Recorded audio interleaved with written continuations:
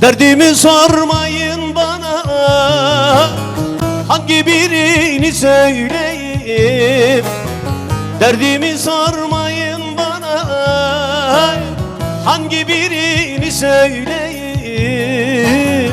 Yüreğimde 100.000 yara, hangi tabibe gideyim? Hangi hekime gideyim?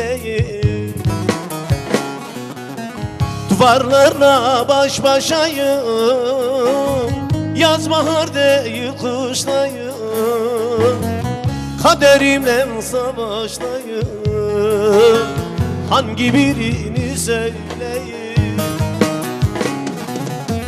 Duvarlarla baş başayım, yaz bahar değil kışlayım, felek ile savaştayım, hangi birini söyleyeyim?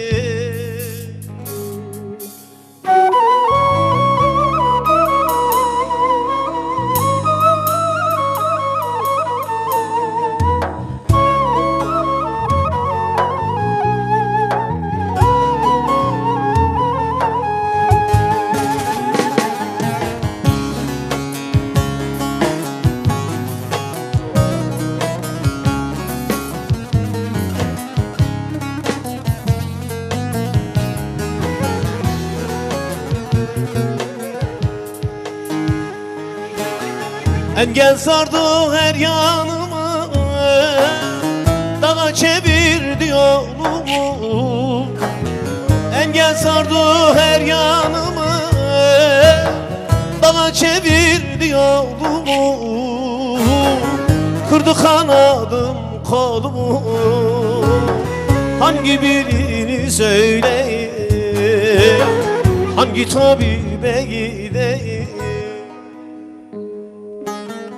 Duvarlarla baş başayım, yaz bahar değil kışlayım, kaderimle savaştayım, hangi birini söyleyeyim? Duvarlarla baş başayım, yaz bahar değil kışlayım, felek ile savaştayım, hangi birini söyleyeyim?